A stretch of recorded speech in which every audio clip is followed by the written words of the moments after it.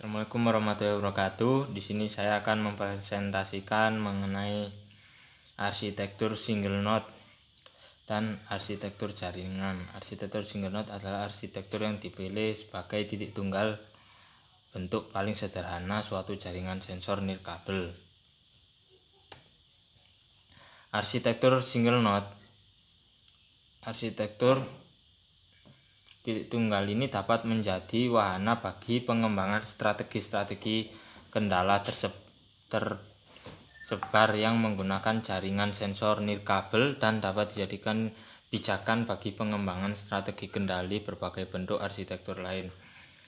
Node ini harus memenuhi syarat-syarat berikut, seperti harus hemat energi, pemakaian sensor yang tepat, adanya memori, serta adanya komunikasi yang baik antara receiver dan pemancar.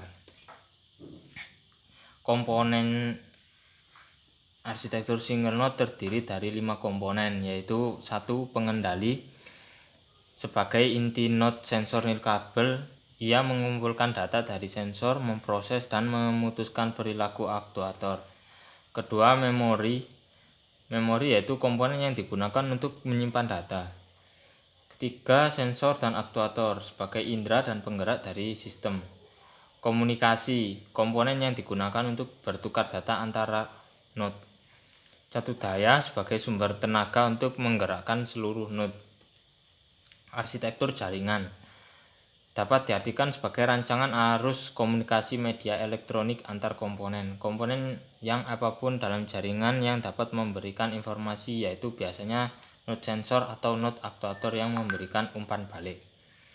Sedangkan sink merupakan komponen di mana informasi diperlukan. Pada dasarnya ada 3 opsi untuk sink. Yang pertama, bisa jadi milik jaringan, sensor, dan menjadi node aktuator. Kedua, sink berupa PDA yang digunakan untuk berinteraksi dengan jaringan sensor. Ketiga, berupa gerbang ke jaringan lain seperti internet, di mana informasi berasal dari node sensor yang jauh. Dalam komunikasi terdapat batasan jarak antar pengirim dan penerima. Untuk mengatasi digunakan multi-hop, yakni dengan menggunakan stasiun relay dengan mengambil data multi-hop dari sumber ke sink. Konsep ini dapat meningkatkan efisiensi energi pada komunikasi. Dalam komunikasi terdapat batasan jarak antar pengirim dan penerima.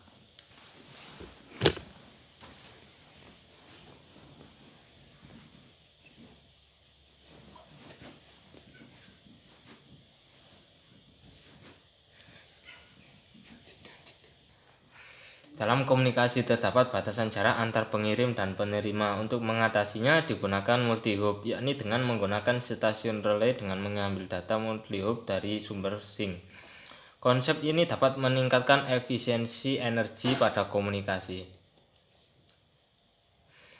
Adapun tambahan persyaratan tentang kualitas yang ditawarkan QoS WSN menggunakan QoS tingkat tinggi yang bergantung pada aplikasi dengan beberapa kemungkinan, yaitu deteksi peristiwa, kesalahan klasifikasi, keterlambatan deteksi, laporan yang hilang, akurasi, aproksimasi, dan pelacakan.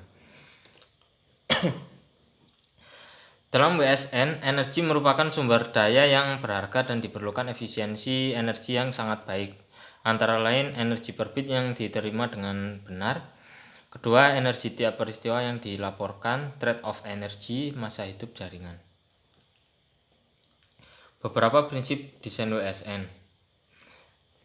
WSN mempunyai prinsip untuk membangun sebuah jaringan, yaitu organisasi terdistribusi, pemrosesan signal dalam jaringan, sentrisitas data, memanfaatkan informasi lokasi, pola aktivitas, heterogenetas, dan terakhir WSN juga menggunakan layan interface.